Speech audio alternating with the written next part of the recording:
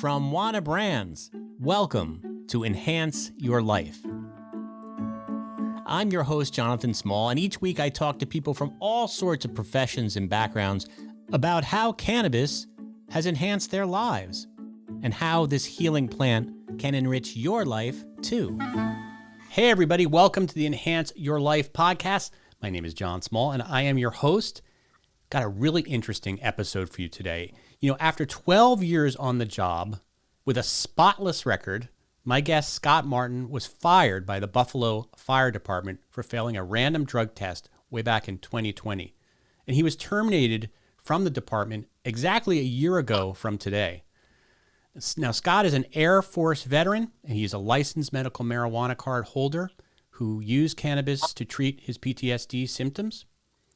And he wants back in the department and is suing the city of Buffalo.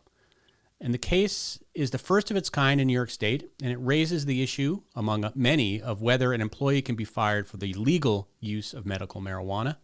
And joining me to talk about that case is Scott Martin and cannabis attorney David C. Holland, who is the principal of the law offices of David Clifford Holland, PC. Welcome to you both.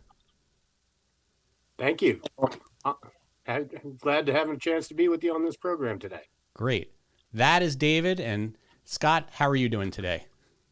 I'm doing pretty good. I'm glad to be on your show with you today. Thanks so much for joining it. So, Scott, could you tell us a little bit about your background? I mentioned that you served in the military. Can you tell us a little bit about that? I was a Air Force firefighter. I had 2 deployments overseas, one to Iraq, and then followed after that to a deployment to Afghanistan. And then after that, I got out and I got on the fire department and continued doing my firefighter thing. Yeah. Well, 2 very brave professions. I mentioned that you were taking medical marijuana to treat PTSD. Is that something that you got during your time serving in the war? Is that something that happened when you became a firefighter? Where did the PTSD arise? I had issues when I was overseas. And then when, we were overseas in some interesting places. And then when I came back overseas in the streets, man, the war is continuing to go on. It's back in the States on the streets. And I worked in some of the best neighborhoods in the city. And I continued to see a lot of interesting aspects of people's lives and gunshot victims and, stuff like that. Yeah, I should mention you are an EMT, right? Oh, yes. In the fire department, we're also EMTs. Right. We handle a lot of gunshot victims. Wow. Lots of gunshot victims, stabbings, interesting. Well, interesting is a good euphemism, but I can imagine very disturbing images that you've had to see. Yeah, don't get me wrong, when I was overseas, stuff bothered me, but old stuff got replaced with new stuff. You know what I mean? So, when did you discover that marijuana helped with the PTSD symptoms? Well, originally, I received my medical marijuana license or certificate, whatever you want to call it, from my pain management doctor. I have herniated discs in my lower back, and I was taking a tramadol, which is a synthetic opiate. Yeah. And I was getting X-ray assisted shots in my lower back, in my spine, and I was continuously drinking. I was having the pain pills, and my doctor, probably saved my life, told me I was going to kill myself from the medication, the drinking. I was just going to kill my liver, and he suggested I would try the medical marijuana. I did, and honestly, it was a side effect, helping with the PTSD. I wasn't looking for that. I was looking for the pain relief aspect, and that was just an added bonus, honestly. How was the PTSD manifesting itself in terms of was it sleep? Was it just panic attacks? What was it? Well, everything above? Yeah. I still have issues now. I wake up in pools of sweat. Recently, my doctor wanted me to switch over to edibles because I was using the capsules and the vapes. And he was saying how the edibles have a better effect and that he wanted me to try to transition over to that. And it's just, I've been having a hard time because the consistency isn't there with all the different brands and whatnot. Yep. And I'm just having a hard time dial in right now. So I haven't found that perfect thing. So, Well, shameless plug here because we are sponsored by Edibles Company. I'll make sure you get some. You can certainly try some out, right? it's funny because when they called earlier saying about it, I'm like, dude, that's hilarious, because it is. It's honestly, it's hard to actually find, because if I had, at first it took me a while to figure out what I exactly would work for me, and then things were doing good, and then the doctor wanted me to try this, so it's like back to square one again. It's like just trying to find that right one. Well, now that New York State is recreationally legal, we'll make sure to get you some so we can talk about that. So this was helping, that marijuana helped with those symptoms sort of unexpectedly. Yeah, I was looking for the pain. Yeah. And because when I was taking the tramadol, I was like really jittery. I had like ridiculously bad sour stomachs. I would throw up all the time. I was just, I couldn't sleep at all. It was horrible. And honestly, the PTSD part of it was just the presence of, it's a blessing. It was just a bonus. So let's skip to 2020. There's a random drug test given by the department and you failed it, correct? Yes. Did it surprise you that had they done drug tests previously? Was a drug test a surprise to you? The randoms, everything, it wasn't a surprise. I thought I wasn't going to have an issue because, like, when I did what I was supposed to do, they said if you have a prescription for something, to present them your prescription and whatnot when you at the test. And I did all that. I followed the rules, and then here you go. So they contacted you, they said you failed, and then what did you say when they told you that you failed the test? Like, it's okay, I have a doctor's note, I'm fine, it's cleared. Yeah, I did all that in the beginning. Like, when one of the deputy commissioners was there, and I handed him my New York State ID, and then I pulled up my actual prescription that they email you. I showed him that, and I thought I was good to go. I did what I was supposed to do. If I had like pain pills or something, it would have been the same thing. Here you go. Here's my prescription for the pain pills that are in my system. So was the department, people in the department, were they sort of skeptical of it, or had they seen somebody, had they seen this before? This was like the first time they'd ever seen one of their employees with a medical marijuana? Yeah, I'm number one. Wow. Amazing. And I'm sure, well, I don't know, David, if I'm allowed to ask this, but I'm sure you probably knew other firefighters who might be using marijuana. Or no? Well, Scott was shaking or nodding his head.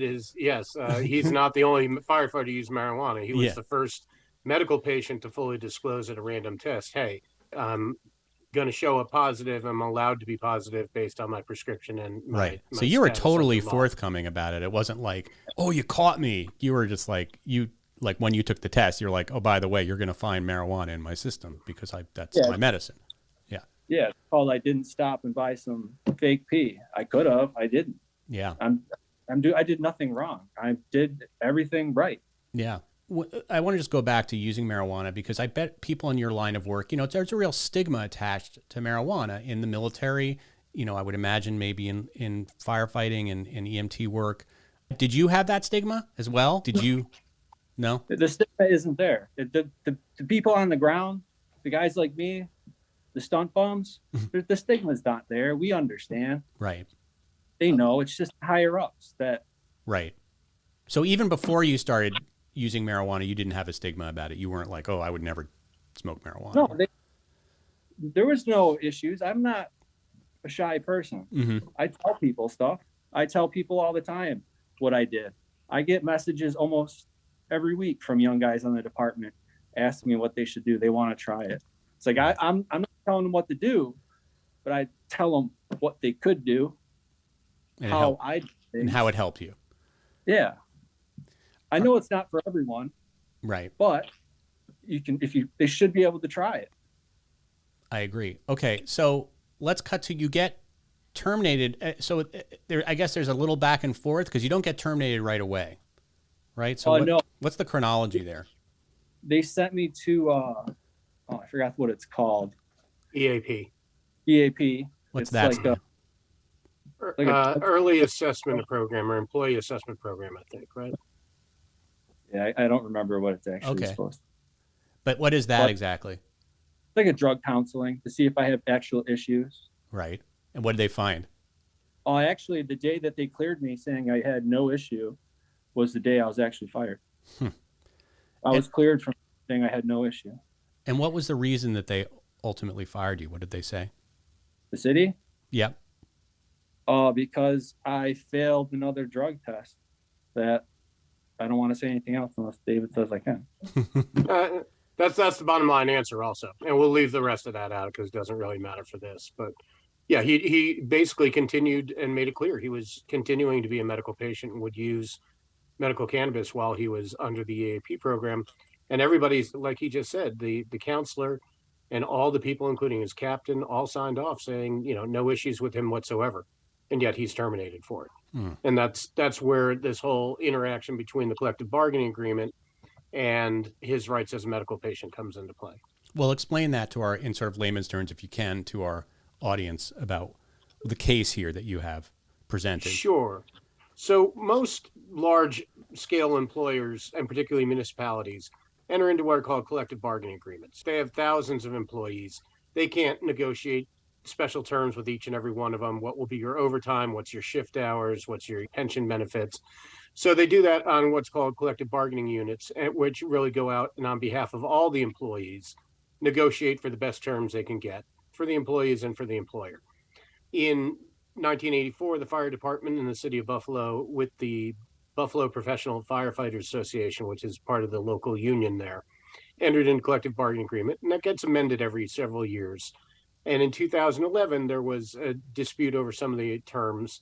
And during the course of that dispute, which went to an arbitration, where an arbitrator said, let's put in these following drug testing protocols, which are, you just heard about the EAP, which is, if somebody tests positive, they've got to go to counseling, make sure they don't have a problem, and they've got to do a return to work.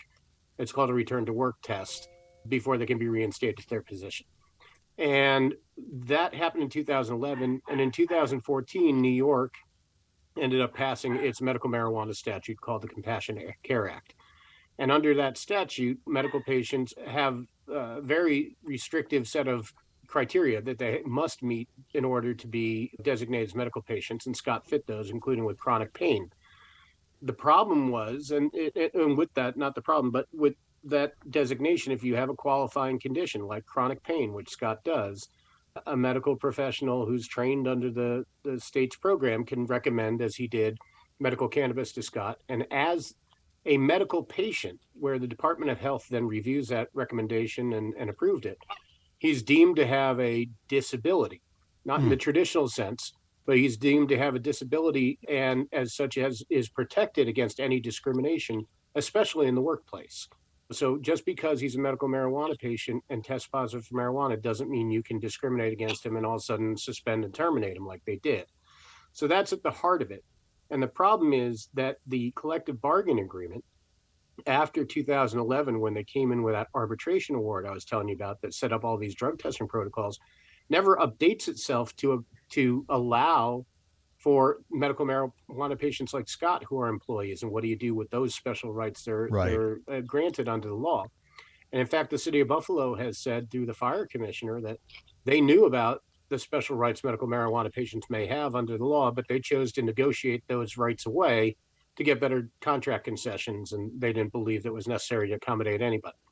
So as such, not only is that per se discrimination, just saying we choose not to recognize you, Scott Martin and others like you, but they end up never redesigning the whole collective bargaining agreement under which he was then disciplined. And otherwise, Scott cooperated in every way like he did. The EAP evaluations that he went through, there's a dispute about whether he did a second return to work test or one was given to him under circumstances that should not have been turned over to the commissioner because he had not submitted that test yet. That's what he was asking about, whether he could speak about it. But at the end of the day, the city has totally discriminated against his rights as a patient. And so this whole battle is, do employers have greater rights than employees when somebody is deemed disabled?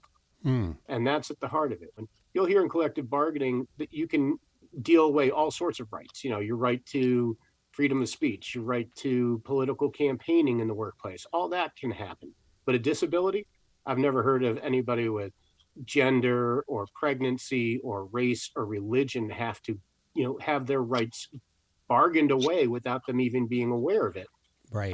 When it's a disability status or a fundamental right like that. So that's what happened to Scott. And his case is not only about him. There are hundreds of thousands of jobs in New York State that are all subjected to collective bargaining agreements.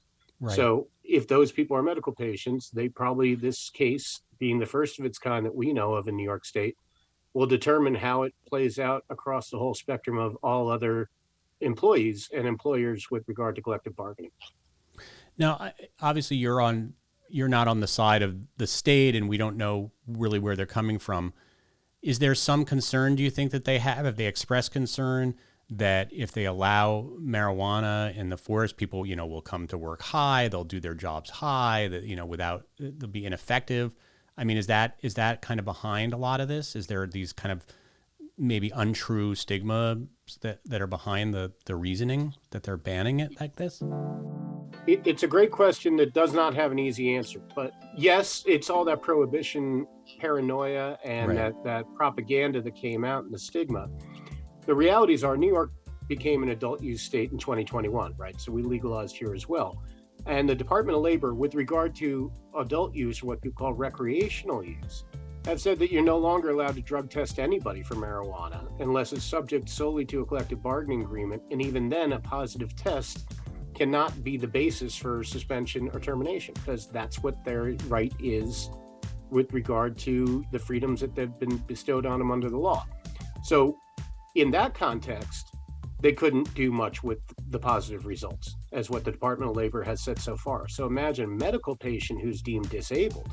The protections he gets are going to be even far greater than what just a recreational user has. So the bottom line is, Scott, not only did he not use his medicine in the workplace and didn't show up high, but he only used it at night, and he never, endangered anybody by that use.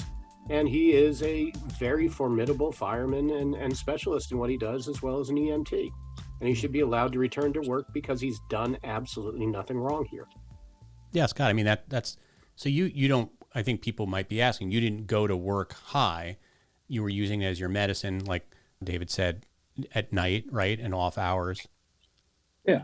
Yeah. No, I didn't go to work high. When I went to work, I was focused. I was a good night's sleep for once. Yeah. It actually helped your performance.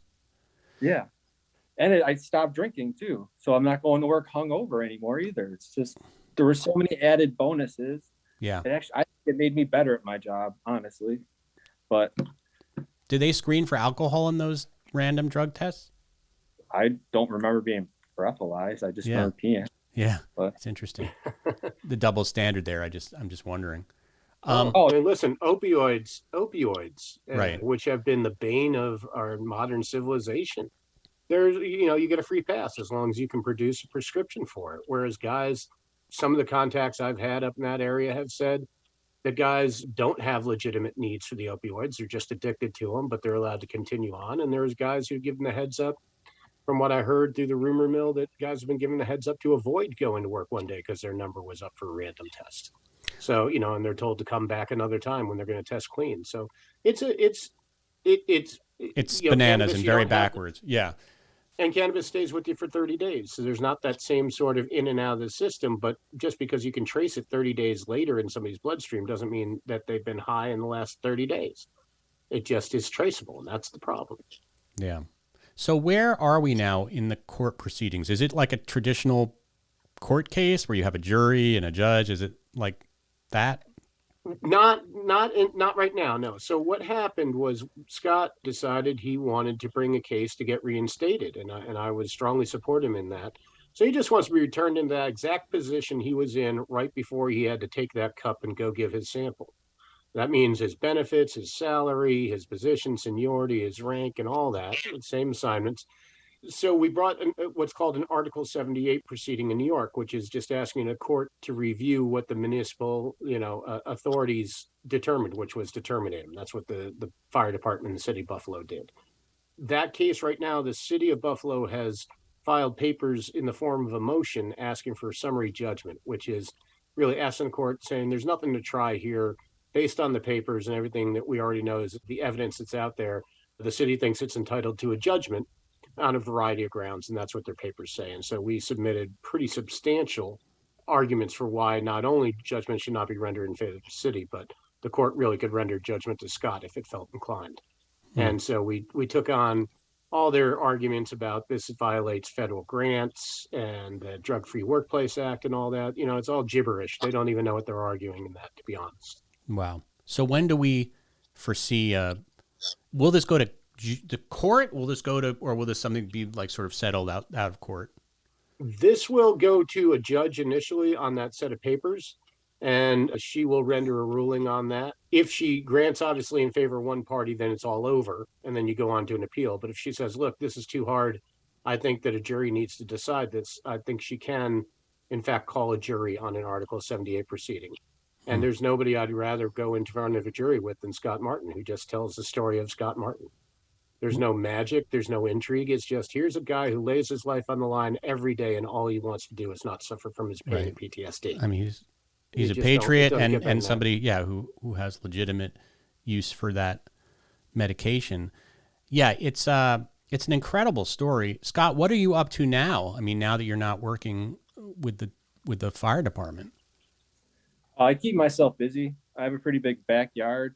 I like being outside, doing outdoor stuff. Are you on unpaid? Like you're not being paid, right, by the fire department currently?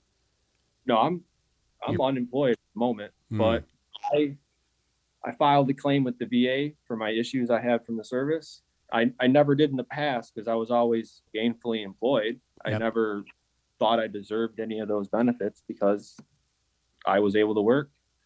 The city says I can't work because I have issues.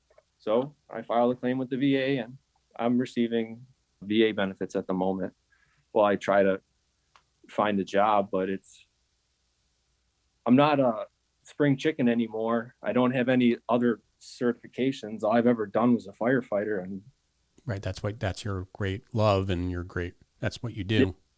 What am I going to do? Find a job where I make $17 an hour if I'm lucky, doing manual labor and hope I don't get hurt before I go back to work? Are there? So you can see they re-stigmatized him, right? Yeah. So here's a guy who overcame his issues, they re-traumatized him in a way. I mean, yeah.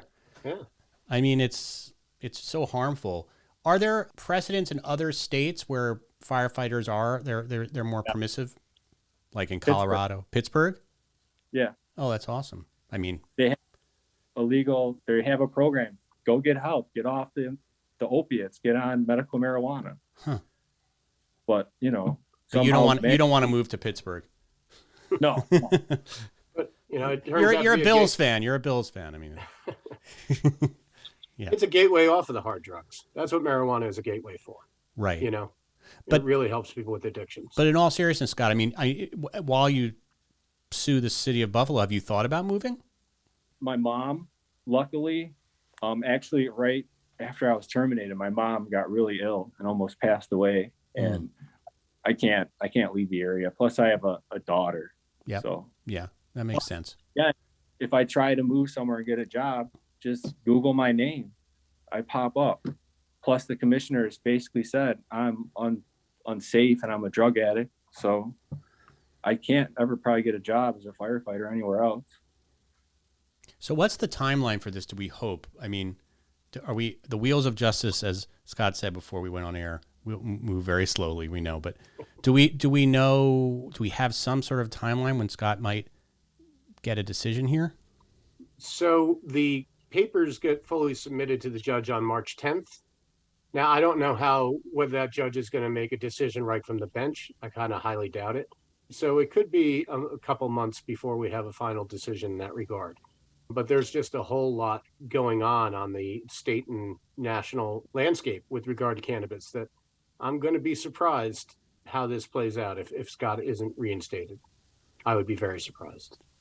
Well, I wish you the best of luck, Scott. You're a noble person doing great work, and it's a medicine that is important. And I think it sets such an amazing, if this works out, it sets such a great precedent going forward for others in your situation. I'm sure there's a lot of silent people in your situation, right? Oh, there's lots of people, but there's also lots of snakes in the grass too. Because it's such a stigma. Yeah. Everyone, tries to distance herself because, like you said, it's like, oh, he's the drug addict. You gotta stay away from that guy. Do you have some support groups that you're part? Like, I know there's a lot of veterans groups. Do you find like those groups helpful? Are you members in any of those groups, like Warriors? No, yeah, I do my own thing. I don't like groups of people. Right. I figured out, like, I was in a dark place once upon a time, but I honestly, the outdoors, I love just being outside. Yeah. I just got to keep myself busy, try to make progress every day, getting stuff done. Well, Scott Martin and David Holland, thank you so much for coming on the podcast. Scott, we're going to get you some Wana Brands edibles immediately. Hopefully. I appreciate Yeah, that. hopefully they help and you have a good experience with them. And good luck with the case. Thanks so much. Thanks, guys. Enhance Your Life is brought to you by Wana, the #1 infused product in North America. Wana's entire process is designed to deliver the same great experience time after time. They have spent years fine-tuning their recipes so that their products are delicious, consistent, and potent. For more information, head on over to wanabrands.com. That's Wana, W-A-N-A, brands.com.